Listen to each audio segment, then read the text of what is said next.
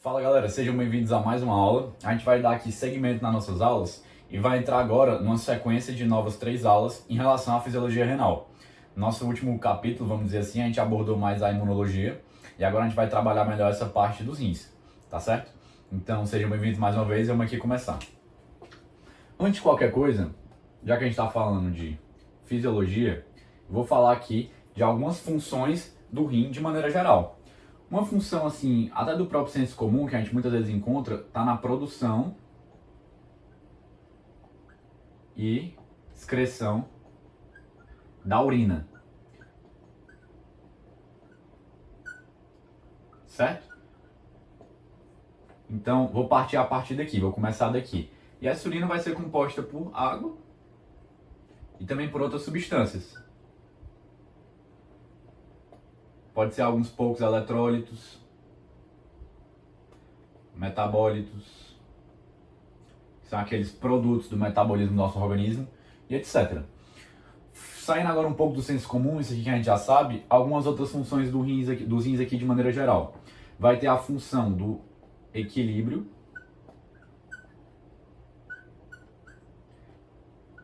hidro, de água, eletrolítico, dos elétrons ali do nosso corpo, dos íons, né? Melhor dizendo, eletrolítico refere aos íons.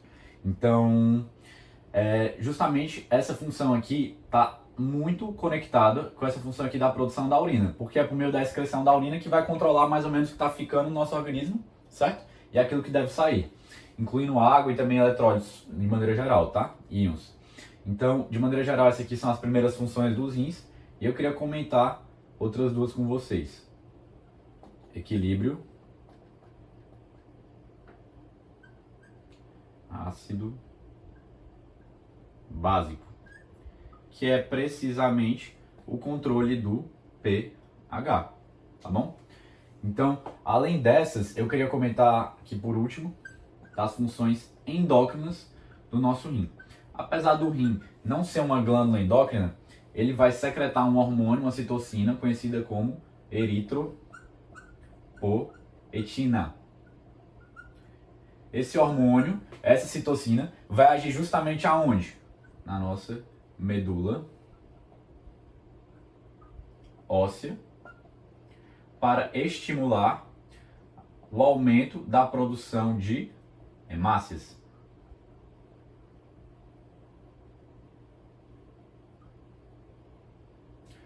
Por isso que quando tem uma lesão renal muito significativa, a gente pode desenvolver uma anemia da doença renal crônica. Por quê? Porque haveria ali um prejuízo da liberação de eritropoetina pelos rins, tá bom? Então, só a título de curiosidade para você, essa informação da anemia da doença renal crônica. Não precisam saber exatamente disso, mas só para exemplificar para vocês, tá bom? Focando aqui, outra questão endócrina. Não é exatamente um hormônio, mas os rins liberam uma substância chamada renina, que vai atuar na formação do angiotensinogênio 2, por meio de todo um sistema renina-angiotensina-aldosterona, tá bom? Que vai ser uma coisa que eu vou entrar depois melhor no segmento das aulas, mas já estou só introduzindo aqui, apresentando de maneira geral essa ideia para vocês. E por último, os rins vão ter uma função muito importante da produção de vitamina D3 na forma biologicamente ativa. Mais pra frente, espero, talvez nós tenhamos algumas aulas falando também dessa questão do metabolismo da vitamina D, como se forma a vitamina D e qual é o seu papel no nosso organismo, tá? Mas guardem essa ideia, que nos rins vai ter a formação, né, a conversão da vitamina D3 na forma biologicamente mais ativa, isso vai acontecer nos rins. Mas também na produção da vitamina D3, né, vai ter o papel de outras substâncias. Vai ter um papel importante da pele, radiação solar e um papel do fígado. Mas é lá nos rins que a vitamina D3 é convertida, vai ser produzida na forma mais biologicamente ativa, que vai ter um papel mais importante fisiologicamente falando, tá bom? Tá? Para falar aqui também o básico que a gente precisa saber, os conceitos, assim, os princípios que a gente precisa saber, o mínimo de anatomia e histologia para a gente conseguir seguir nas nossas aulas de maneira mais fluida. Então eu vou começar aqui falando da anatomia, ou seja, da questão mais macroscópica dos rins. Vamos só entender o seguinte, que é uma coisa que eu gosto sempre de falar na aula, porque ajuda muito na compreensão. Ajuda muito a entender como estudar melhor, como entender melhor o conteúdo. Quando a gente está falando do nosso corpo humano, da parte corpórea do ser humano, o que acontece? A gente vai estar falando de uma coisa que tem uma complexidade grande, uma coisa muito bonita mesmo. E nas ciências foram divididas em várias disciplinas para olhar o corpo humano de diferentes perspectivas, de diferentes pontos de vista. Então a gente tem anatomia, histologia, fisiologia. A anatomia a gente vai estar olhando ali justamente daquele ponto de vista mais macroscópico. Na histologia do ponto de vista mais microscópico. E na fisiologia a gente vai estudar meio que como essas estruturas vão se arranjar de uma maneira de exercer uma certa função. Uma função no meio de um todo que é o organismo, tá? Gosto sempre de recapitular isso para ajudar a pessoa a se localizar melhor no próprio estudo. Então vamos pensar aqui no seguinte, só a título de curiosidade também, para você ter um domínio da anatomia, não dos rins, mas da anatomia da maneira geral, seria o equivalente a você aprender 5 línguas, né? Quem fala isso é um médico que eu até recomendo que vocês acompanhem, eu gosto muito dele, me ajudou muito o trabalho dele a estudar melhor, a compreender melhor a medicina, que é o Dr. Bruno Farnetano, né? E ele fala justamente isso, que é aprender, dominar a anatomia eficientemente seria o correspondente a aprender 5 línguas. Por quê? Porque para você dominar a anatomia de maneira realmente profunda, você teria que saber 10 mil termos. Agora, para você dominar um idioma assim, falar um idioma de maneira fluente, você precisa saber 2 mil termos, né? Então, quando você aprende anatomia, corresponde a praticamente 5 línguas. Fica aí a título de curiosidade para quem gosta também de aprender outras línguas. Eu achei isso muito interessante, porque é justamente a maneira que a gente aprende determinados termos para conseguir se comunicar, certo? No próprio meio médico, e também é uma forma de transmitir o conhecimento. Porque entender o seguinte, isso vai ser importante também quando eu estiver falando do néfron, ali já na histologia. Mas o néfron, que é a unidade funcional do rim, já vou apresentar para vocês, ele é dividido em diferentes partes com determinados nomes. Por que se deu a escolha desses nomes? Para facilitar o estudo e também a transmissão do conhecimento, né? E a comunicação entre os profissionais da saúde de maneira geral. Então, passado só essa curiosidade aqui, vamos de fato à anatomia do rim aqui, para a gente não se alongar demais aqui nessa parte mais introdutória, tá bom? Vamos pensar aqui, eu vou falar de maneira muito geralzona, tá? A gente sabe que é mais profundo do que isso. Mas vamos aqui só um básicozão da anatomia dos rins. Aqui nos rins eu vou começar por essa região daqui, tá bom, pessoal? Aqui a gente tem essa região que a gente vai chamar de hilo renal. Aqui do hilo vai chegar uma artéria. O nome dessa artéria é artéria renal. Do nosso rim, mais especificamente da região do hilo, vai sair uma veia, que a gente está falando da veia renal. Além disso, aqui no hilo vai sair justamente, desenhar aqui de maneira grosseira, mas a pelve renal vai estar localizada aqui no hilo. E da pelve renal, essa aqui vai dar origem a essa estrutura tubular chamada de ureter.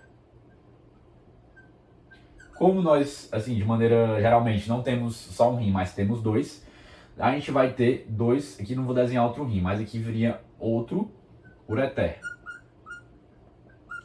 Proveniente aqui do outro rim que estaria aqui desenhado, né? Esses dois ureteres vão se juntar e desembocar na bexiga. A bexiga vai sair a uretra. E da uretra, a urina vai chegar no meio externo. Tá bom? Então, de maneira geral, eu comecei aqui pelo hilo, só para apresentar esse básico aqui, basicão de anatomia para vocês. Aproveitar para apresentar já uma coisa aqui. Essa artéria renal vai entrar aqui no rim e aí vai formar justamente, vai se ramificando naqueles ramos menores, que são as artérias interlobulares, artérias arqueadas, etc, etc, etc. Eu não vou me alongar tanto aqui porque isso vocês vão ver melhor depois na própria matéria da anatomia e da histologia com os professores, as professoras e os outros monitores, tá bom?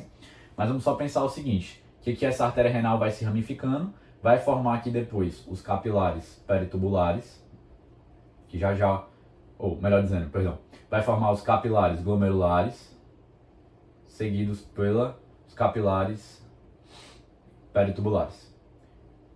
E aqui vai ter algumas arteríolas, artérias no meio do caminho, que eu já vou entrar com mais calma quando eu estiver falando depois. Mas entender que aqui a gente tem dois sistemas de capilares, de maneira geral, nos nossos rins. o sistema dos capilares glomerulares, que vão formar o glomérulo, e o sistema dos capilares peritubulares, que vão estar ali circundando na periferia, peritubulares, na periferia dos túbulos renais, tá bom? Então, de maneira assim, bem geral, apresentar aqui um conceito importante também. Aqui, de maneira mais externa, no rim, a gente tem o córtex. Para quem não sabe, a palavra córtex vem do latim, que eles costumavam se referir à casca das árvores, a região mais externa das árvores. Então, o córtex renal é justamente quando a gente está falando dessa parte mais externa do rim. Externamente ao córtex, a gente também tem a cápsula, mas eu estou falando mais do interstício renal mesmo, tá bom? Então, entender quando a gente está falando essa ideia de córtex é mais externa em qualquer tipo de órgão. O que eu quero dizer? É um termo que se repete, vocês já viram também quando estavam estudando outros órgãos. A exemplo do linfonodo, que também tem a região cortical. A exemplo do timo, que tem a região cortical. Acho que vocês não viram muito, mas o cérebro também tem o córtex cerebral, aquela região do cérebro que é mais externa, tá? Então, o córtex é quando a gente está se referindo a essa região mais externa do próprio tecido interstício aqui renal. E de maneira mais profunda, como vocês viram também em outros órgãos, a gente tem uma estrutura que a gente costuma chamar, pintar aqui de preto mesmo, que a gente costuma chamar mesmo de medula. Tá bom? Então, de maneira geral é isso. Agora eu vou sair um pouquinho dessa parte da anatomia, que eu já apresentei esses conceitos assim essenciais para a gente conseguir dar seguimento de maneira mais eficiente na nossa aula, para falar agora, partindo para a histologia, para um ponto de vista mais microscópico, para algumas estruturas que estão localizadas aqui no nosso córtex, que eu estou fazendo esse asterisco aqui. Essas estruturas, que existem milhares delas nos nossos rins, ganham o nome de néfron. Então, o néfron é um monte de estruturas que, se a gente fosse ver aqui de maneira mais microscópica, vão estar ali presentes, localizadas no nosso interstício renal, no nosso tecido renal, mais especificamente na região do córtex. O nome dessa estrutura é néfron. Néfron é, por definição, a unidade funcional do rim. Então agora vamos olhar um pouquinho mais calmo aqui do néfron, tá bom? Vou preparar aqui o quadro para a gente conversar um pouco mais do néfron, sob uma perspectiva mais microscópica, uma perspectiva mais histológica. Fala pessoal, voltei, estava aqui só dando uma limpada no quadro e preparando para a gente dar seguimento na nossa aula. Agora que a gente já fez essa abordagem mais geral da anatomia dos rins, bem geralzona mesmo, eu queria fazer uma outra abordagem mais geralzona aqui da histologia dos rins, da perspectiva mais microscópica dos rins, tá bom? Antes de falar aqui do néfron e tudo mais, que é justamente o que está desenhado aqui, vou até botar aqui já o título do nosso desenho, só apresentar uns conceitos que era uma dúvida que eu tinha muitas vezes quando eu estava no meu segundo semestre, estudando essa parte da fisiologia renal, ao mesmo tempo que eu via a histologia, e eu não entendia, me confundia muito, por que na histologia às vezes chamava de um nome e na fisiologia de outro. Acontece que é o seguinte, eu até recomendo, se vocês quiserem ver depois a estrutura do néfron em maiores detalhes, do ponto de vista histológico, procurarem ele no ROS, né? ROS é aquele livro de histologia que é um texto e atlas, é muito bom, vou deixar aí na descrição também, para se vocês tiverem interesse. Lá no ROS ele vai citar justamente um artigo que é o seguinte, por que muda tanto assim a nomenclatura? Porque em 1988, uma cambada de fisiologistas, um monte de fisiologistas, eu não vou detalhar muito, se reuniram, basicamente, e falaram, galera, vamos padronizar aqui como a gente vai dar nome às estruturas do néfron para facilitar a produção científica, a transmissão do conhecimento, a correlação entre artigos, a ministrar aulas, etc, etc. Então eles começaram a descrever o néfron de maneira mais específica, de maneira mais detalhada, para poder transmitir o conhecimento de melhor maneira. Mas quando eu estiver falando aqui nas próximas aulas, eu queria só para deixar isso claro, eu vou usar uma nomenclatura mais simplificada. Por quê? Porque isso vai ajudar a gente a ganhar agilidade no que é o nosso foco aqui. Qual é o nosso foco, Pedro? É justamente a parte da fisiologia. Mas entendo que eu posso falar aqui umas coisas, às vezes, de maneira mais simplificada das estruturas, mas isso vai ser o suficiente para entender a fisiologia. Estou só pontuando que existe uma nomenclatura mais oficial para você descrever ali o néfron, que vocês podem encontrar depois melhor no ROS. Tem na descrição aí se vocês quiserem achar depois melhor esse material, tá bom? Então só para fazer esse esclarecimento dessa terminologia, né, que às vezes se usa diferentemente na histologia e na fisiologia. A terminologia que eu vou usar aqui para abordar melhor o néfron, a descrição dele, vai ser a mais simplificada, como eu falei, e uma que geralmente a galera da fisiologia, como o Guy, da Silverthorne, são duas referências que eu uso mais, usam para se referir ao néfron, tá bom? Só para deixar isso já claro aqui no início da aula. Antes de eu apontar aqui para o néfron de maneira geral e descrevê-lo, deixa eu só fazer mais um comentário rápido, que é o seguinte. Os nossos néfrons, ali dispostos, né, no nosso interstício renal, no nosso tecido renal, estão localizados aonde? Ali no córtex e também, às vezes, um pouco na medula, tá bom? Então, estão localizados os néfrons ali no interstício renal, no tecido renal. Esses néfrons podem ser classificados em duas subcategorias. Categoria dos néfrons corticais, cortical, e o néfron justa medular. De maneira bem rápida e simples. Pedro, qual é o critério que eu vou usar para diferenciar um néfron cortical de um néfron justa medular? O critério vai ser a localização do glomérulo. O que é o glomérulo, Pedro? Já ia apontar para vocês, mas já adiantando. O glomérulo é esse tufo, esse bolo, esse monte de capilares glomerulares reunidos, que estão aqui justamente onde eu estou apontando para vocês. Então já estou adiantando aqui, já vou até apontar uma seta, já vou abordar com mais calma. Aqui seria o glomérulo, tá bom? Então vamos lá, voltando aqui. Qual é o critério para diferenciar um néfron cortical do justa medular? A localização do glomérulo. Ou seja, quando a gente estiver falando de um cortical, o glomérulo vai estar localizado na porção mais externa do córtex. Já no caso do justa medular, o glomérulo vai estar localizado na porção mais interna, vou botar assim para ficar mais de maneira geral, do córtex. Se está mais internamente ao córtex, o córtex está ali, a medula logo embaixo. Então ele vai estar bem pertinho o glomérulo da medula, apesar de não estar localizado na medula. Então como é que a gente vai chamar esse néfron? Justa medular. Por quê? Porque justamente esse glomérulo está ali bem pertinho da medula, tá bom? Mais interno do córtex, próximo, mais próximo à medula. Se é mais próximo à medula, logo a gente vai chamar de justa medular. Justo, próximo à medula, tá? Então, de maneira geral, só queria apresentar esse conceito aqui para já ajudar vocês depois melhor a entender essas estruturas, porque vocês podem se deparar nos livros de fisiologia. Um néfron cortical, um justa medular. Vocês vão ver também que os justas medulares, eles vão ter um papel mais importante na concentração da urina, naquele mecanismo de concentração da urina que vai ser abordado depois melhor, eu vou comentar depois melhor com vocês, tá? Mas vai ser principalmente os néfrons justamedulares envolvidos nisso. E além disso, os néfrons justamedulares, os capilares peritubulares desses néfrons vão ali se ramificar e quando chegarem mais próximo da alça de Henle ali localizada, vão chamar de vasos retos. Também vou comentar isso depois com mais calma. Já estou só adiantando, só apresentando isso. Mas não precisamos se preocupar muito com essas informações agora, tá bom?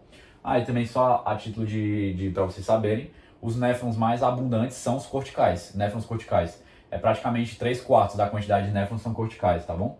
Então, já apresentando isso de maneira geral também.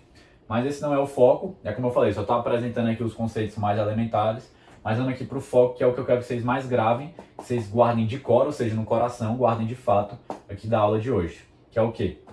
Para a gente poder avançar também com muito mais facilidade nas próximas aulas. Que é a estrutura mais específica do glomérulo. Já fui adiantando aqui, do glomérulo não, perdão, do néfron. Já fui adiantando aqui, é porque eu li glomérulo. Já fui adiantando aqui onde está o glomérulo, aqui no meio de todo esse néfron.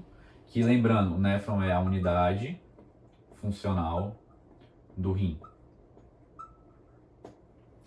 Então agora eu vou apontar aqui as outras estruturas. Aqui a gente vai ter a arteríola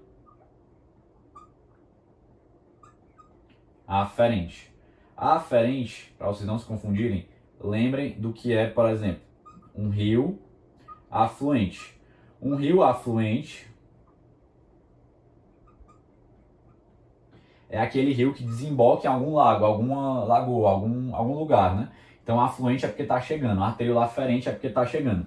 Chegando aonde? Ali no próprio glomérulo, nessa região aqui, tá? Então, vamos lá. Essa arteríola aferente, ela vai se originar justamente daqueles vários ramos da artéria renal, que eu estava comentando com vocês na parte mais de anatomia. Então, vai ter aqueles ramos que eu não vou adentrar aqui, precisamente os ramos que ela vem e tudo mais, mas aquelas artérias interlobulares, arqueadas, etc, etc. E vocês vão ver depois melhor com calma em anatomia e histologia, tá? Mas vamos só focar aqui, que a gente tem a nossa arteríola aferente. Essa arteríola aferente vai se ramificar num sistema de capilares, num grupo de capilares. O nome desse grupo de capilares é glomérulo. O nome desses capilares são capilares glomerulares. Tá bom? Então aqui a gente vai ter o conjunto de capilares glomerulares, e esses capilares glomerulares vão se juntar novamente, vão ali coalescer para formar a arteríola eferente. Essa arteríola eferente, pessoal, ela vai se ramificar em algumas estruturas que a gente vai conhecer aqui como um novo sistema de capilares. Esses são os capilares que estão localizados na periferia dos túbulos, que eu já vou apresentar para vocês. Então são os capilares periferia tubulares, que vão ser muito importantes num processo de reabsorção de algumas substâncias aqui presentes no nosso líquido tubular. Calma que já vou abordar isso. Vamos só focar aqui na estrutura do néfron em si, tá bom?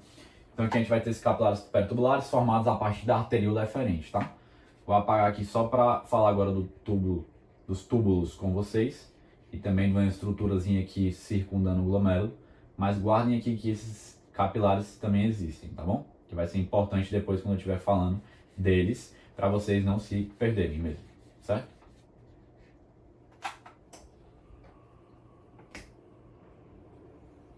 Então vamos lá. Aqui, já que eu já falei dessa parte mais vascular mesmo dos vasos, vamos só focar aqui no seguinte. Circundando aqui, abraçando mesmo esse glomérulo, esse tufo, né, esse tufo assim, esse conjunto, esse novelo de capilares glomerulares, a gente vai ter essa estrutura aqui azul, chamada de cápsula, que está circundando, né, tá ali envolvendo o glomérulo, cápsula de Bowman, tá bom? E aqui esse espaço aqui em branco, né, que fica entre a cápsula de Bowman e os capilares glomerulares, é um espaço que a gente vai chamar de espaço de Bowman, tá bom?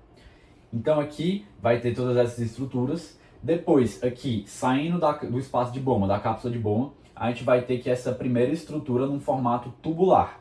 Se essa estrutura está mais próxima justamente da cápsula de Bowman, ela vai ganhar o nome de um túbulo, que é o túbulo, só pintar aqui de preto, para ficar mais fácil de ver.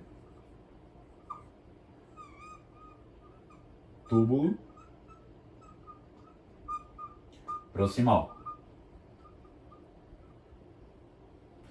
Do túbulo proximal, agora a gente vai ter aqui uma estrutura muito importante, que está no formato de alça. Qual é o nome dessa estrutura? A alça de Henle. E a gente pode dividir, é assim que eu vou usar essa nomenclatura no seguir das aulas, a alça de Henle em 3 partes. Qual é o nome dessas 3 partes? Vamos lá. Aqui a gente tem um segmento da alça de Henle. Digamos, a alça vem mais ou menos até aqui, tá bom? Vamos colocar assim. A gente tem, vou botar um pouquinho mais para cima.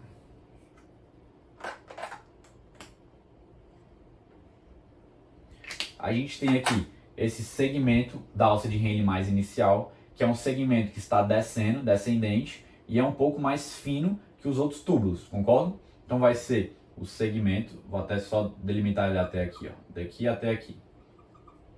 Vou botar o número 1 aqui. Vai ser o segmento descendente,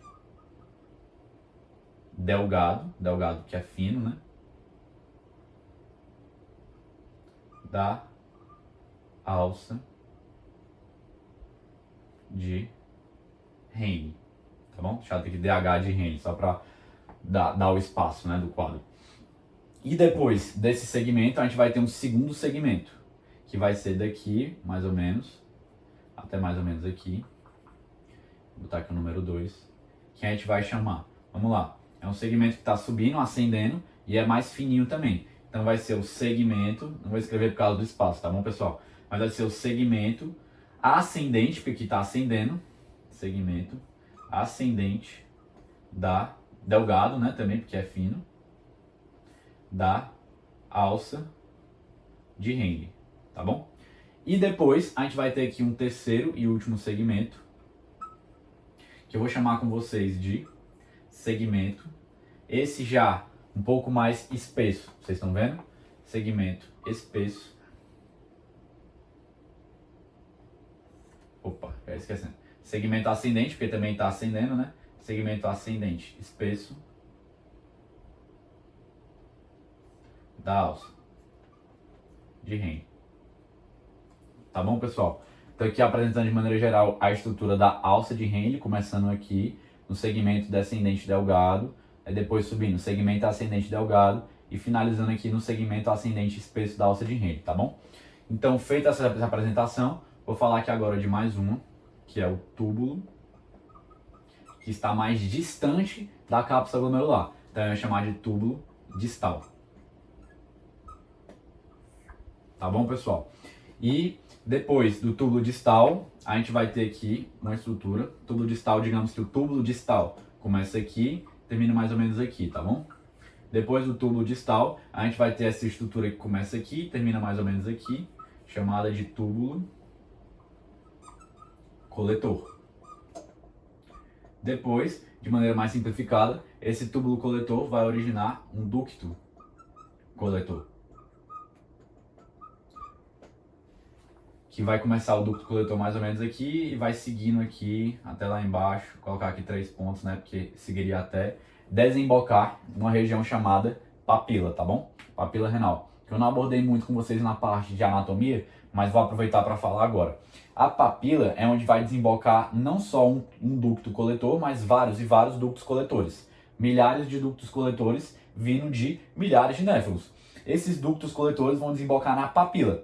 A papila vai dar uma origem, depois vão ver na região, na anatomia, depois podem ver melhor. A papila vai dar origem ali, vai desembocar nos cálices menores, e os cálices menores vão ser derramados, pensem assim, vão desembocar nos cálices maiores. E os cálices maiores vão se juntar para finalmente chegar na pelve renal. E da pelve renal originar o ureter, enfim. Então, só entender o seguinte, aqui a gente tem um ducto coletor e, tudo bem, aqui eu desenhei só um néfron, mas essa ideia que eu queria só reforçar. A gente tem várias e várias centenas e centenas de néfrons ali nos nossos rins. Esses centenas de néfrons vão ter centenas e centenas de ductos coletores. E esses ductos coletores vão ali se coalescendo, ou seja, vão se juntando até formar ductos maiores e finalmente desembocar na papila renal. Então, de maneira geral, essa aqui é a parte da histologia que eu queria conversar com vocês. Aí agora eu vou abordar com vocês de maneira bem geral, só dar aqui uma limpada no quadro e preparar as coisas, que é justamente no processo de filtração renal, no processo de secreção, reabsorção e excreção. O que são esses conceitos eu vou tentar clarear um pouquinho melhor com vocês, tá bom? E a gente entender só o seguinte, que daqui a gente vai ter o líquido que vai surgir aqui, já vou comentar com vocês, mas esse líquido, que é o filtrado, vai passar aqui e se transformar no líquido tubular, que é aquele líquido que está passando nos túbulos. E esse líquido tubular, ao passar por aqui, por esses túbulos, vai sofrer alterações baseadas em 4 processos principais, que eu já vou comentar com vocês, mas já adiantando. Que é justamente a questão do quê? Da reabsorção, secreção, até chegar aqui e sofrer a excreção. Chegando ali na papila e até depois passando por pelve, ureter, chegando ali na bexiga e finalmente chegando ao meio externo com a nossa conhecida urina, tá bom? Então entender que esse líquido vai passando aqui e nesses túbulos a gente vai ter estruturas especializadas que vão ser responsáveis por modificar a consistência não, melhor dizendo, para modificar a composição desse líquido. Essa é a palavra que eu estava pensando aqui, tá bom? Isso vai ser possível devido à presença aqui de células, já aproveitando para falar essa parte aqui da histologia, células epiteliais mais especializadas, tá? Depois vocês vão ver quais são os tipos desse epitélio com mais calma. Eu vou abordar aqui só o que é de maneira geral. Pensar que são células epiteliais e aqui a gente vai ter vários transportadores nessas células que vão contribuir para a mudança dessa substância que vai estar passando aqui. Mas de maneira geral a histologia é essa, isso a gente vai abordar depois melhor, justamente conversando um pouquinho mais sobre a histologia, beleza? Pessoal, eu estava aqui só dando uma limpada no quadro para a gente dar seguimento na nossa aula e conseguir ter um rendimento melhor com a apresentação que eu quero fazer para vocês de alguns conceitos mais elementares dessa questão da fisiologia renal. Então vou apresentar aqui para vocês rapidamente. Eu estava limpando, eu desenhei aqui um pedacinho do néfron, não é ele todo. Eu cortei a outra parte dos tubos, porque eu quero apresentar para vocês alguns conceitos que se a gente não pegar com precisão e clareza, vai ser difícil depois da gente se desenvolver com mais eficiência, com mais velocidade no resto da parte da fisiologia renal. E é isso que eu quero abordar com vocês com mais calma aqui. Não vou apontar tudo porque eu já fiz isso já no começo da aula, mas aqui a gente tem a nossa arteríola aferente chegando, formando aqui esse conjunto de capilares glomerulares, e aqui depois saindo a nossa arteríola eferente. Aqui a gente tem a nossa cápsula de Bowman, o espaço de Bowman, e aqui a gente vai ter o nosso túbulo proximal, mais próximo à cápsula de Bowman, tá bom? Então só entender o seguinte que eu quero conversar com vocês. Aqui, pela arteríola aferente, chega sangue. Esse sangue vem com uma certa pressão, tá bom? Então esse sangue chega aqui com uma certa pressão, porque ele já vem do nosso coração, que bombeia para o resto do organismo, incluindo os rins, para os rins não é diferente. Esse sangue já vem com uma certa pressão, tá bom? E ele vai chegar com essa pressão, e essa pressão também vai ser transmitida aqui para os capilares glomerulares. Então eu vou dar um zoom aqui rapidinho num capilar glomerular, para a gente entender só o seguinte, que é o capilar glomerular. Aqui a gente vai ter, mais externamente ao capilar glomerular, a lâmina basal e também algumas células chamadas de podócitos. Mas eu não vou abordar isso com vocês agora, essas outras estruturas, porque eu quero falar outras coisas antes. Então estou só apresentando para vocês que existe, tá? Mas eu já vou comentar com mais calma com vocês. Eu quero só falar agora do capilar glomerular e uma coisa mais elementar, que é o quê? Aqui existe um líquido com um conjunto de células e também outras substâncias como água, eletrólitos e tudo mais, que é o sangue. E o sangue é dividido justamente em, de maneira simplificada, né, pessoal? Mas em plasma, em células. Os elementos, não só células, mas elementos figurados, né, que seriam as hemácias, os leucócitos e as plaquetas. E também, principalmente essas. E o plasma é composto de principalmente água e substâncias. É que eu não vou escrever todas, mas substâncias entendemos o quê? Eletrólitos, íons como sódio, potássio, cálcio, magnésio, etc. Outras substâncias como glicose, aminoácidos, proteínas, enfim. Já vou abordar isso com mais calma. Eu quero só focar no seguinte. Esse sangue que está aqui, como ele vem com a pressão, esse líquido vai exercer uma pressão na parede do vaso, aqui no caso do capilar glomerular. Essa pressão exercida é a pressão hidrostática. Não vai ser o foco da nossa aula de hoje, tá? Mas eu já apresentei e introduzi essa ideia da pressão hidrostática. Eu vou apagar aqui, porque senão eu vou me estender muito. Eu vou falar só o seguinte com vocês. Que a gente tem aqui, fisiologicamente falando, uma passagem de líquido, aqui seria o espaço de Bowman, tá?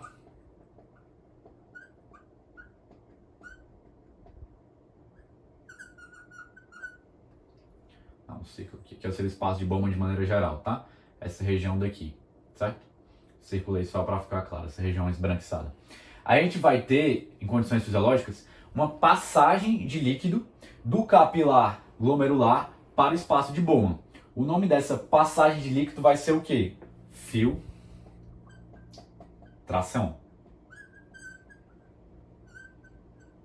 Primeiro conceito que eu quero que vocês guardem. Filtração vai ser o nome que a gente vai dar para essa passagem de líquido que vai ocorrer de dentro do capilar glomerular aqui para o espaço de Bowman. Então aqui está passando o líquido, esse líquido vai passar aqui de dentro do capilar glomerular para o espaço de Bowman. Nome desse processo, filtração. Esse líquido que chega aqui no espaço de Bowman, formado a partir da filtração, ganha o nome de, desenhando aqui o líquido, o nome desse líquido será filtrado, aquilo que sofreu o processo de filtração, tá bom? Feita essa apresentação, quero comentar com vocês mais 3 conceitos muito importantes para a gente não se perder, que é o quê?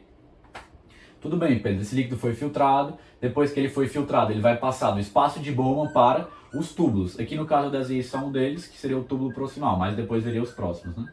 Mas vai me bastar esse aqui para conversar com vocês. Quando esse líquido estiver passando aqui no túbulo proximal, após ter sido filtrado, vai ganhar o nome justamente, não mais de filtrado, mas aqui costumamos chamar mais de líquido tubular mesmo, já, tá bom?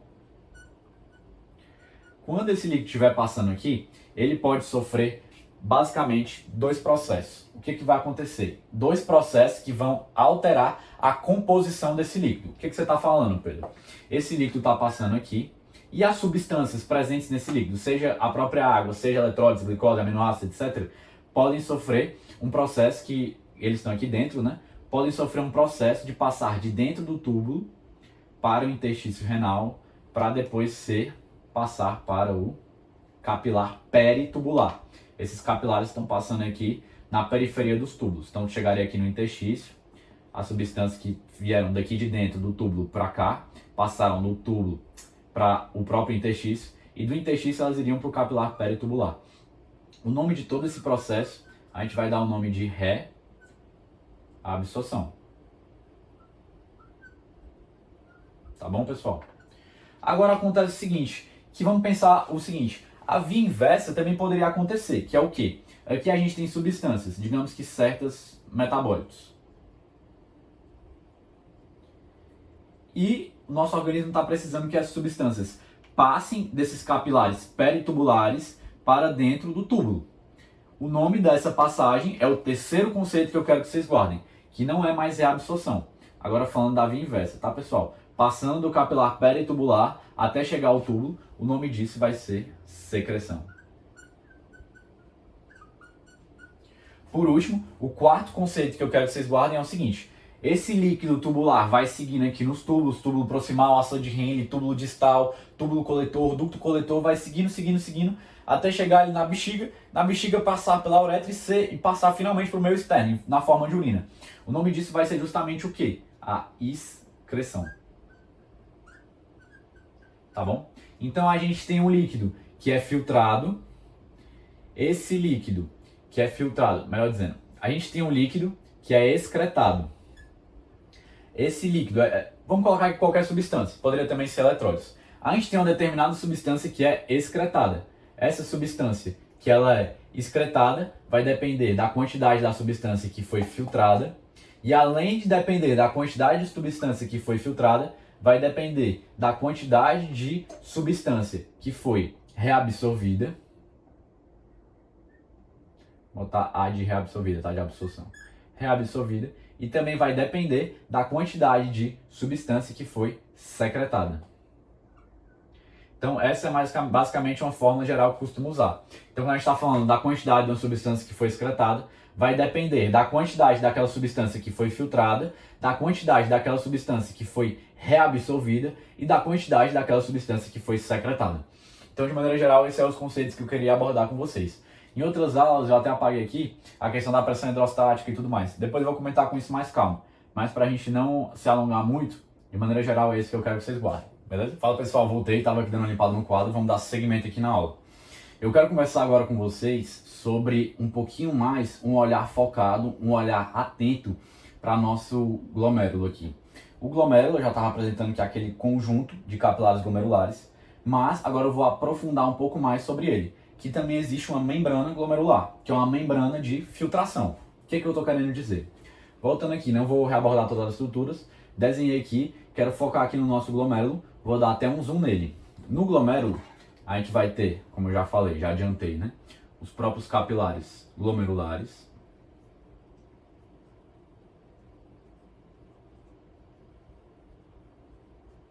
E esses capilares glomerulares, eles vão ter, pessoal, uma estrutura um pouquinho especial. Por isso que eles são chamados de... Antes de apresentar o conceito, falar. Que estrutura é essa? Eles vão ter certos poros aqui na membrana deles. Esses poros são justamente poros fenestras. Por isso que a gente chama esses capilares de fenestrados. Esse é o conceito. Por quê? Porque tem que permitir a passagem de substâncias. Porque se não permitir a passagem de substâncias, a gente não vai ter a filtração, tá bom? Então vamos pensar o seguinte. Aqui a gente tem o nosso capilar glomerular, composto por células aqui. Não vou desenhar aqui em cima, mas fica subentendido que também tem, que são as células endoteliais. Tá bom, pessoal? E depois aqui do capilar glomerular, mais especificamente das células endoteliais, a gente vai ter uma segunda camada.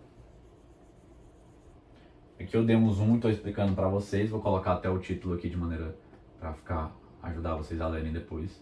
A membrana glomerular, que é justamente esse filtro, né? Então aqui a gente vai ter, pintado de azul, uma segunda camada, que é a lâmina basal. Por fim, a gente vai ter a terceira e última camada, composta por células especializadas, chamadas de podócitos. Desenhando aqui eles. podócitos, porque podo, né? Podos, vem a etimologia da palavra, é pés, né? E os cientistas que estavam estudando essas células acharam que é como se elas emitissem certos pés. Então aqui a gente vai ter uma camada de podócitos. Então vamos lá. A nossa membrana glomerular é composta por 3 camadas que vão ali ajudar na filtração. Melhor dizendo, que vão ajudar nessa seletividade da filtração, que é uma coisa que eu já vou comentar com vocês. Só entender aqui que a gente vai ter 3 camadas da membrana glomerular. As 3 camadas são de mais interno para externo, né? Pensando que aqui a gente teria justamente aqui o espaço de Bowman. Certo? Aqui a gente teria o espaço de Bowman. Então, de mais interno para externo, a gente vai ter as células endoteliais mais internamente, seguida pela lâmina basal e, por fim, os podócitos. Então, de maneira geral, aqui seria a composição, a estrutura, as 3 camadas da membrana glomerular. Vamos só entender o seguinte, que também é importante que a gente guarde isso, tá?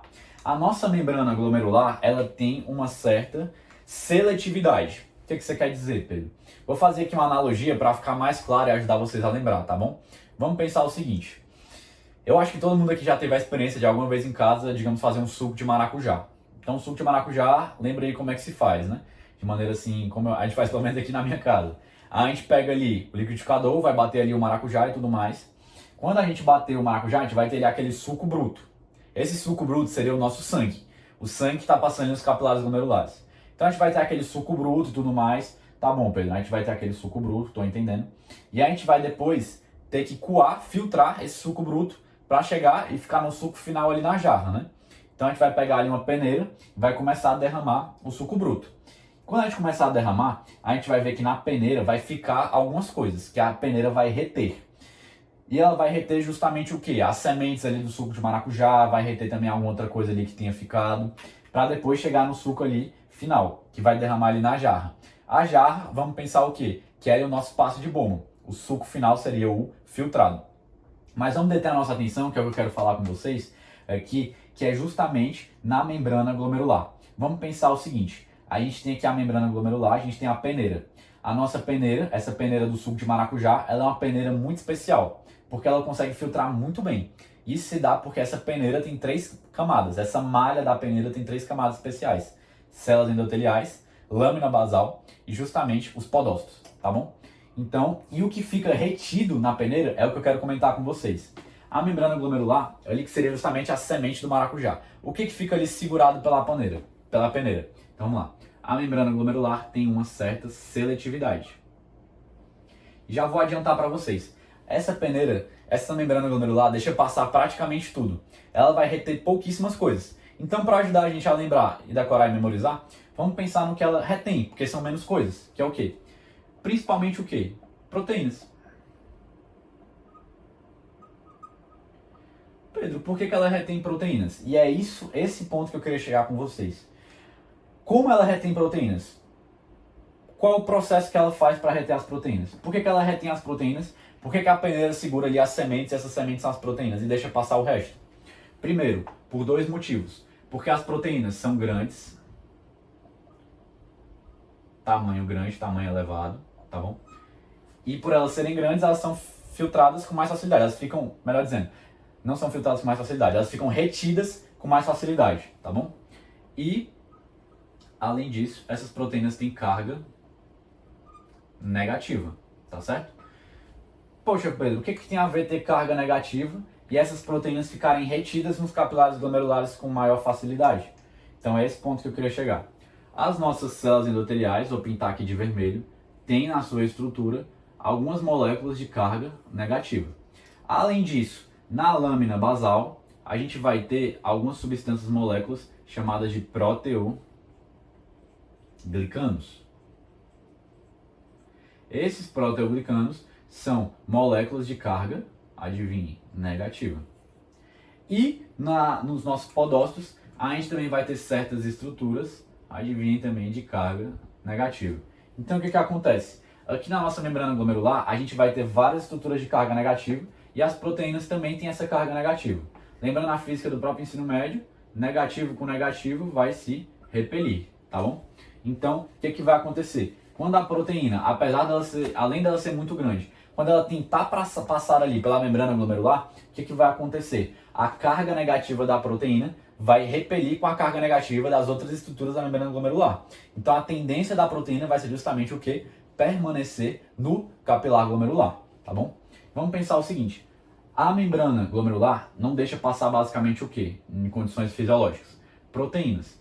E mais duas substâncias, que ela não deixa passar muito bem. Ela deixa passar melhor do que as proteínas, mas ela também retém bem essas substâncias. Não deixa passar muito, que é o quê? O cálcio, vou apagar esse negativo aqui, o próprio cálcio e os ácidos graxos.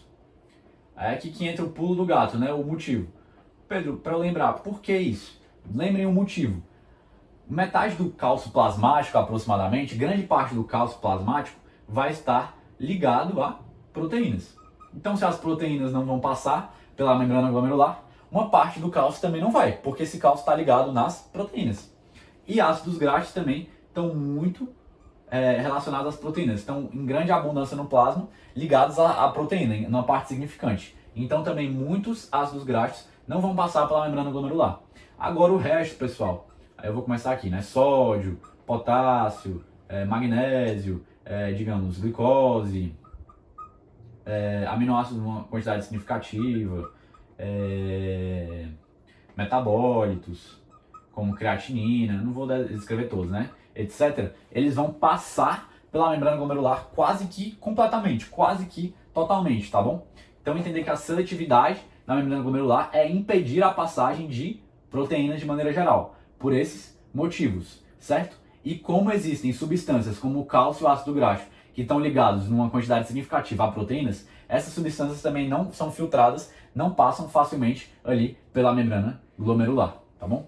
Então era isso que eu queria abordar com vocês de maneira geral, tá bom, pessoal? Essa estrutura da membrana glomerular e explicar as substâncias que ela costuma reter com maior com maior precisão, com maior intensidade.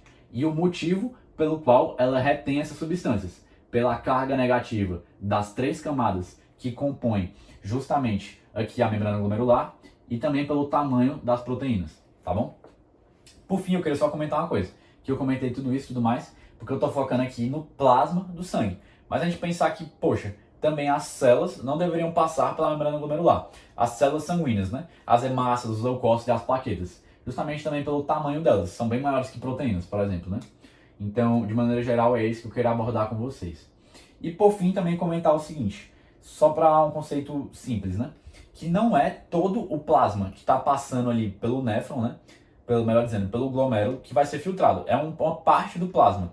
E essa parte do plasma, essa fração do plasma que é filtrada, ou seja, aqui está passando o plasma e tudo mais junto com o sangue, essa parte, essa porção do plasma que é filtrada, essa fração, é chamada de fração de filtração. Só para explicar para vocês esse conceito também que vocês vão cruzar também estudando. Show? Fala pessoal, tava aqui dando a limpada. Vamos mudar aqui segmento na nossa aula. Queria comentar uma coisa que foi que o aluno tinha sinalizado para mim, que parece que foi discutido em alguns GTs, que é o quê? Qual é a diferença da composição do filtrado? Isso vai ajudar justamente a exemplificar, explicar, a entender melhor essa parte do filtrado que eu falei. Qual é a diferença da composição do filtrado de uma pessoa em condições fisiológicas para uma pessoa portadora de diabetes? Aqui no caso, diabetes mellitus, tá? Vou botar aqui o M. Tá? Então, qual vai ser a diferença desse filtrado? Vamos entender aqui. Já apresentei a membrana glomerular para vocês, então acho que vai ficar mais fácil.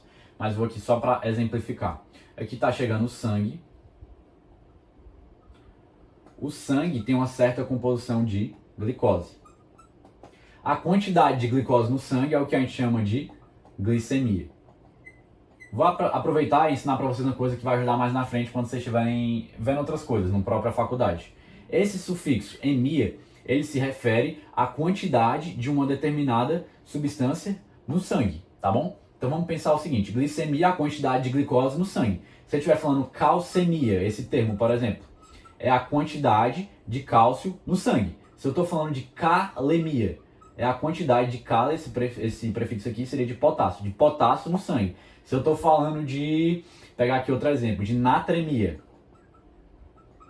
a quantidade de sódio no sangue, e por aí vai, né? O que eu quero só deixar claro é que esse sufixo emia é a quantidade de determinada substância no sangue. Então aqui a gente está falando de glicemia, porque a gente está falando de diabetes, nesse contexto eu quero abordar mais a questão da glicose, tá bom? Vamos pensar o seguinte, só para esclarecer. Em condições fisiológicas, aqui o intuito não é só de diabetes, mas vamos só entender o seguinte. A concentração de glicose no sangue, ou seja, a glicemia de uma pessoa em condições fisiológicas em jejum, geralmente é o quê? Vou colocar aqui uma faixa de 90 mg por decilitro, tá bom? E a quantidade de glicose no sangue da pessoa, ou seja, a glicemia da pessoa com diabetes, digamos que descontrolada, com sintomas e tudo, depois vão estudar melhor, seria, não em jejum necessariamente, de maneira geral assim, digamos que está descompensada, seria 300.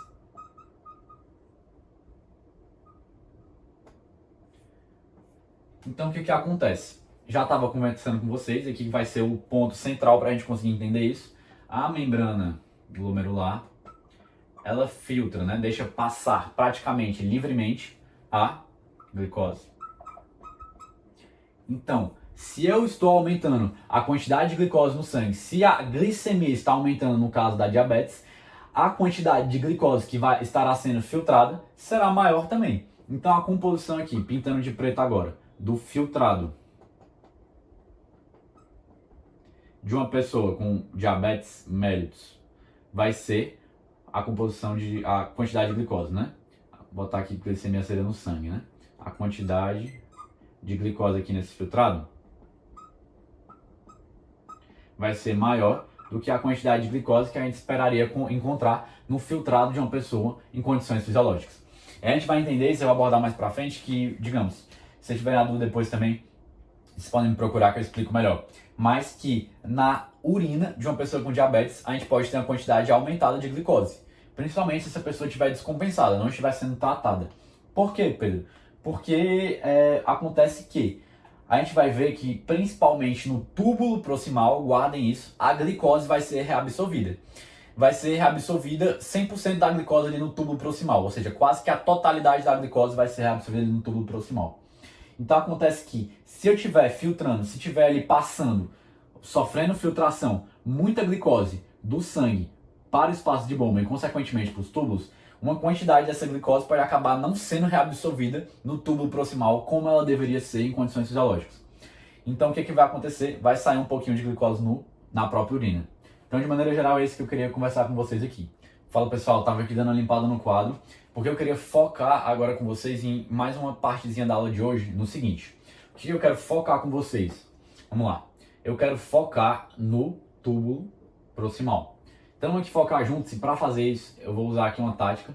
Eu já desenhei aqui um pedacinho do nosso néfron, pegando aqui o túbulo proximal, aquele túbulo mais próximo da cápsula de Bowman. E eu vou pegar aqui e fazer um recorte aqui nessa região. E vou dar um zoom nesse recorte, que eu já também desenhei aqui, tá? Então, vamos só entender o seguinte, aqui nesse recorte, essa região aqui seria o lúmen tubular que está aqui, vou apagar um pouquinho, o lúmen tubular do túbulo proximal. Essa região aqui seria o interstício, né, que é essa região aqui em branco, entre o túbulo proximal e o capilar peritubular. E aqui a gente teria o capilar peritubular, tá bom? Então, vamos entender o seguinte. Aqui eu já comentei com vocês de maneira bem rápida e sucinta sobre o processo da filtração, que vai ser a passagem depois de passar aqui pela membrana glomerular. E essa membrana glomerular ter retido algumas substâncias, a gente vai ter aqui a formação de um líquido chamado de filtrado. Esse líquido, a informação nova que eu acho que eu não apresentei para vocês, ele tem praticamente a mesma osmolaridade, quase igual, do plasma. E esse filtrado vai passar aqui agora e chegar aqui no nosso túbulo proximal, ganhando o nome agora de líquido tubular, principalmente, tá bom? Mas saindo agora um pouco dos conceitos, vamos focar no que interessa. Esse líquido aqui no túbulo proximal, que vai estar aqui no lúmen no túbulo proximal, que é essa região daqui. Esse líquido vai ser muito similar ao plasma, principalmente questão de glicose, O que eu quero focar com vocês? Também vai ser rico em sódio, em potássio, em magnésio, por exemplo, etc, etc. E também em muita água. Quero focar com vocês em agora aqui, não nesses, mas focar na glicose, nos aminoácidos e no bicarbonato. O bicarbonato eu vou escrever de maneira diferente para facilitar quando eu estiver explicando, para não ter que escrever a palavra inteira, que vai ser o HCO. O3, o bicarbonato, tá bom? Então, apesar desse líquido tubular aqui que está no túbulo proximal, a gente ter várias e várias substâncias em concentrações muito similares ao plasma, exceto como a gente está falando das proteínas, do cálcio que é diferente, dos próprios ácidos graxos, que como eu já falei atrás, mais no início da aula, ficam mais retidos ali no capilar glomerular, o resto das substâncias que foram filtradas é praticamente igual à composição do próprio plasma, tá certo? Então vamos pensar o seguinte, quero focar aqui hoje, para não me alongar tanto, nessas 3 aqui com vocês. Para isso eu também vou precisar de outras 2 que eu quero conversar, da água e do sódio. Mas essas outras aqui eu vou comentar um pouquinho melhor depois, tá? O cloreto, por exemplo, depois eu vou comentar melhor. Quero focar nessas 5 aqui, né? Principalmente essas 3, mas para falar das 3 eu precisar dessas outras 2 para me ajudarem, tá? Vamos pensar aqui o seguinte, pessoal. O que acontece? Eu estava falando para vocês, e é o que eu vou querer conversar aqui agora, já tinha apresentado um conceito chamado de reabsorção. E é isso que eu vou querer conversar agora com vocês. Então vamos lá. O que acontece? Nos túbulos renais, a gente pode ter, de maneira bem simplificada, 3 transportes possíveis. 2, para simplificar mais ainda. Ou essas substâncias que eu quero reabsorver, passar pelo processo de reabsorção, vão ser reabsorvidas ativamente por um transporte ativo, ou elas vão ser reabsorvidas por um transporte passivo. Ou seja, no caso da água, um exemplo seria o transporte passivo da água pela própria osmose, né? O próprio sódio ele pode ser reabsorvido também por um transporte passivo de difusão ali mais facilitada. Mas o nosso foco principal, que eu vou abordar maiores vezes, maior frequência nessa aula e nas próximas, vai ser o transporte ativo. E é isso que eu quero conversar com vocês, que é o transporte que eu quero focar aqui no nosso túbulo proximal. O que acontece? Antes, deixa eu descrever aqui uma coisa das células da histologia para ajudar a gente. A gente tem uma superfície, que é essa que eu estou delimitando aqui, das células epiteliais aqui do nosso túbulo, isso também se aplica para outras células epiteliais de túbulos e túbulos na região do nosso corpo, por exemplo, o trato gastrointestinal. Mas vamos focar aqui nos rins. Essa célula aqui epitelial do nosso túbulo renal, aqui no caso o túbulo proximal, ela tem uma superfície que eu pintei aqui, né, que eu delimitei, que é uma superfície que a gente chama de basolateral. E ela também tem uma superfície voltada para o lúmen. O nome dessa superfície é apical. Vamos entender o seguinte. Nessa questão de transportes, qualquer uma das substâncias que eu vou comentar, existe um transportador, que é um transportador ativo, que é meio que a força motriz de tudo isso. Que a gente vai ter aqui a bomba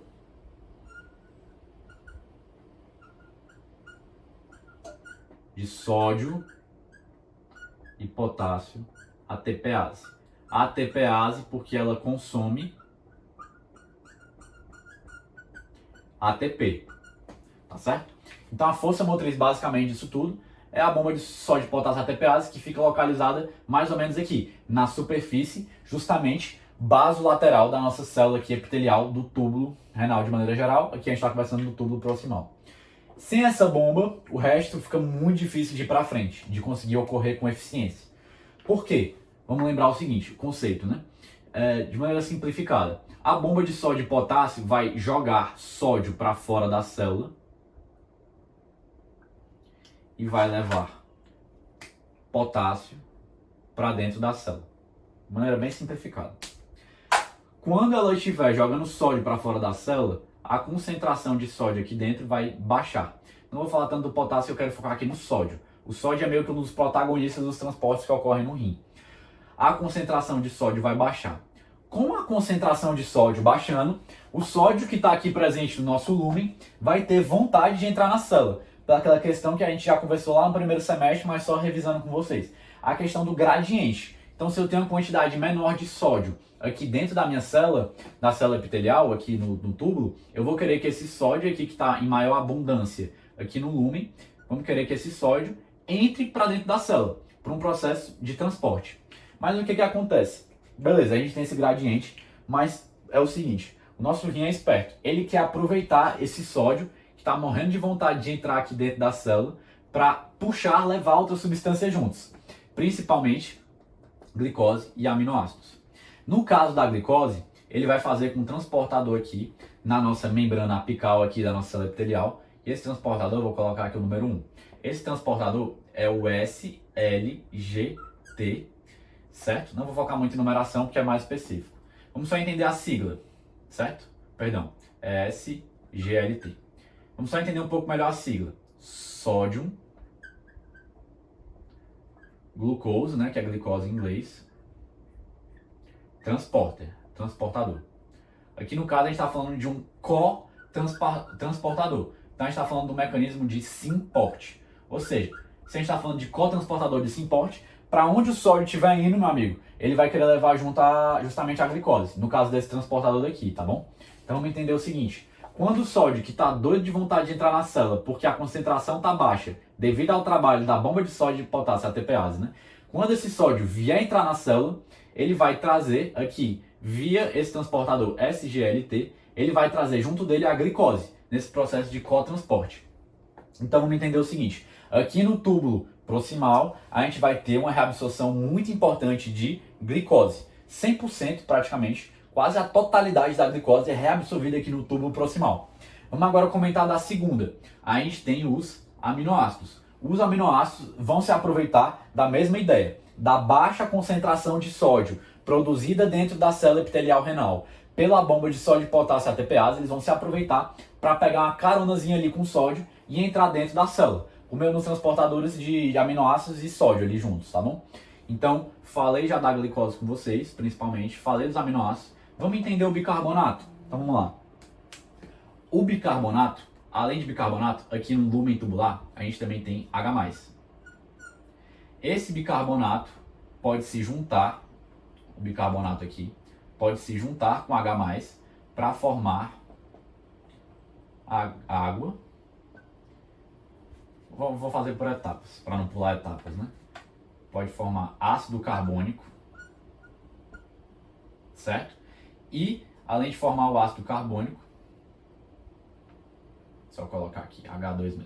Além de esse ácido carbônico, pode depois formar água, CO2.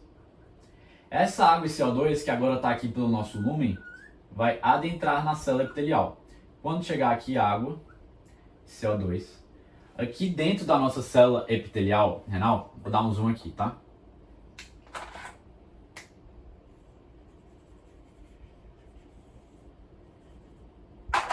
Então chegou aqui água e CO2. Dentro da nossa célula epitelial renal, a gente vai ter uma enzima, que é essa bolinha que eu estou fazendo aqui, muito importante, chamada de anidrase carbônica.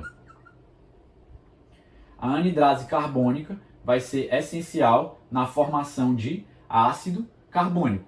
Como? Vai pegar a água e o CO2, somar aqui os dois, para formar o H2CO3.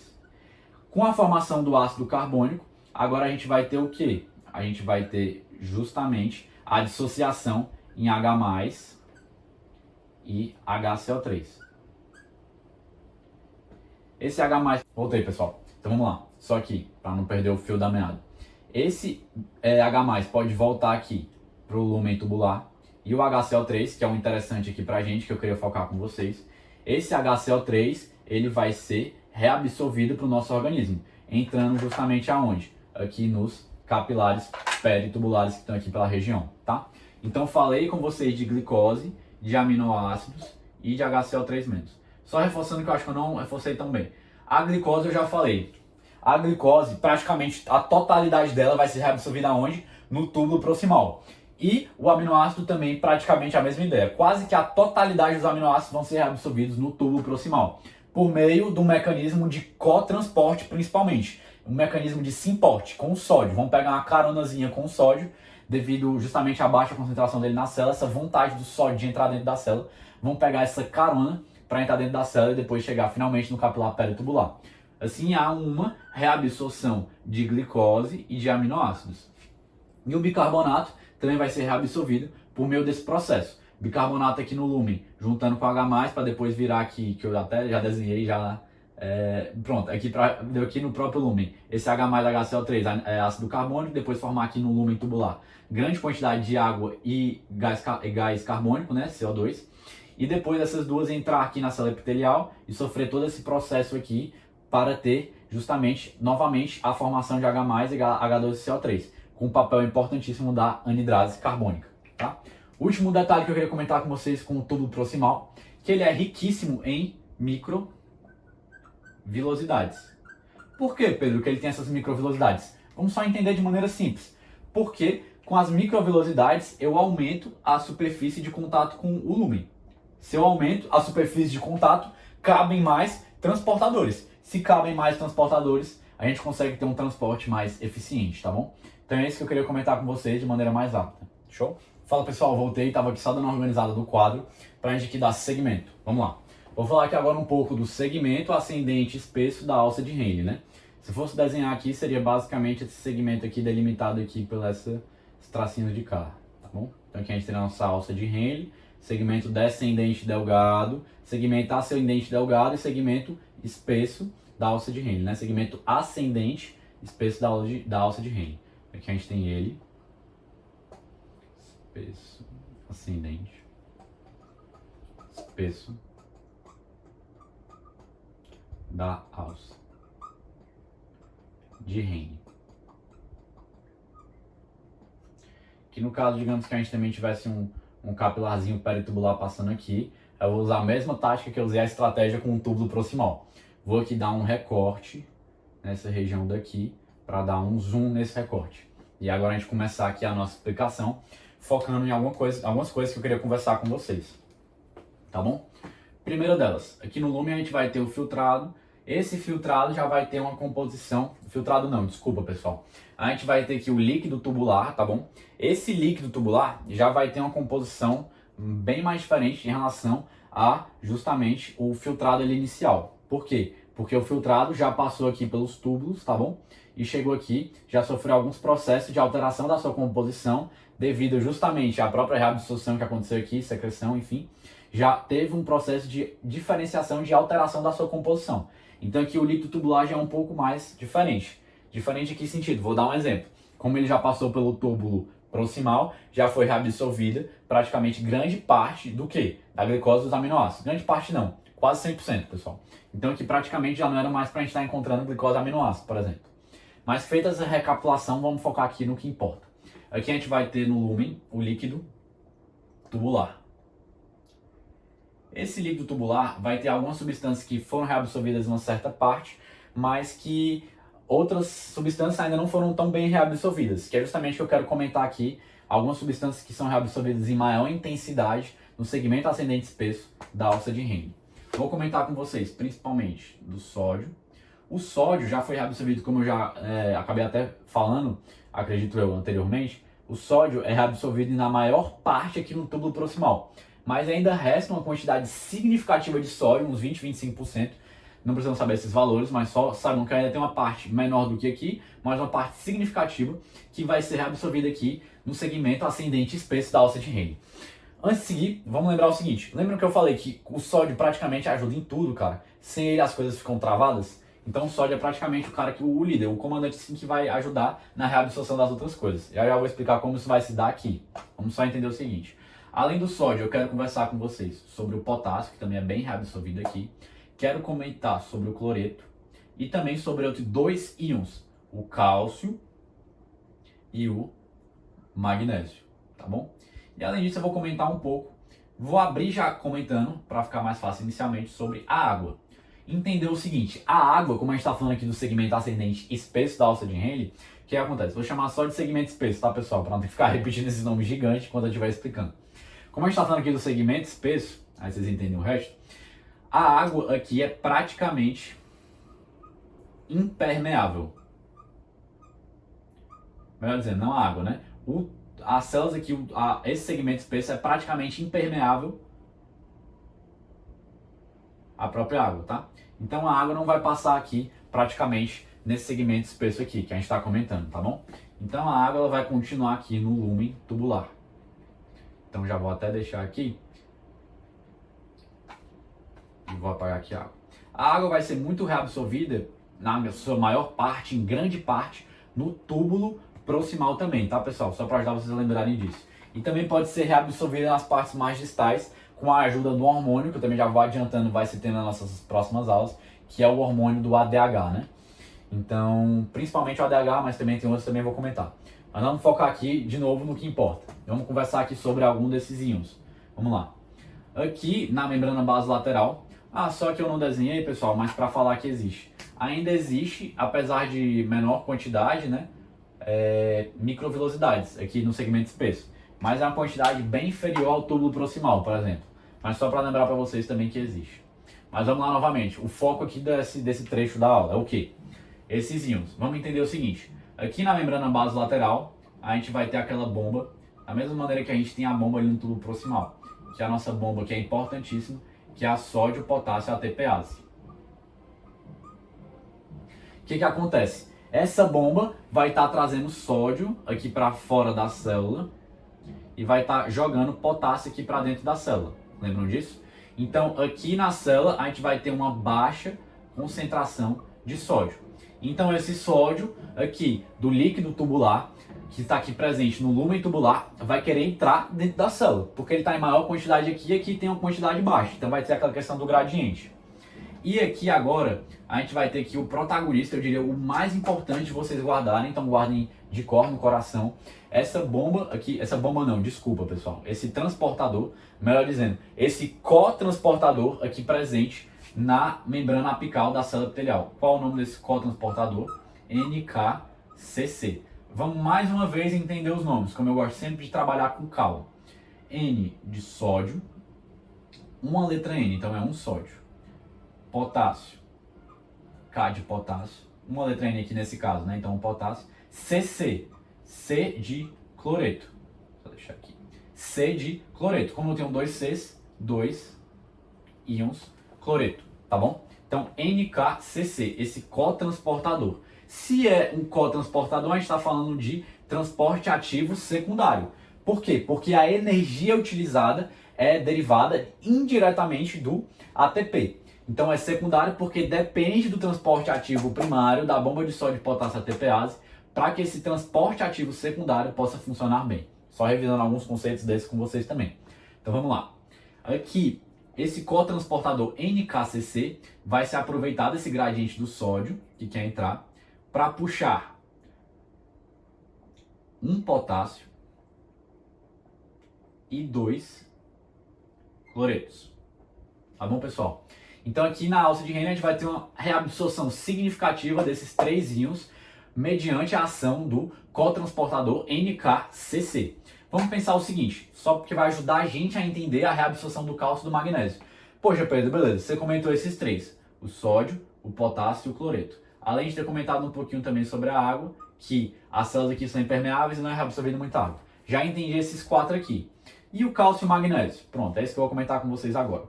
Se eu estou reabsorvendo aqui, né, via esse cotransportador, um sódio, um potássio e um cloreto, eu estou reabsorvendo duas cargas positivas e duas negativas, concordam? Porque é um sódio positivo, um potássio positivo e um cloreto, dois cloretos, melhor dizendo, dois cloretos, duas cargas negativas.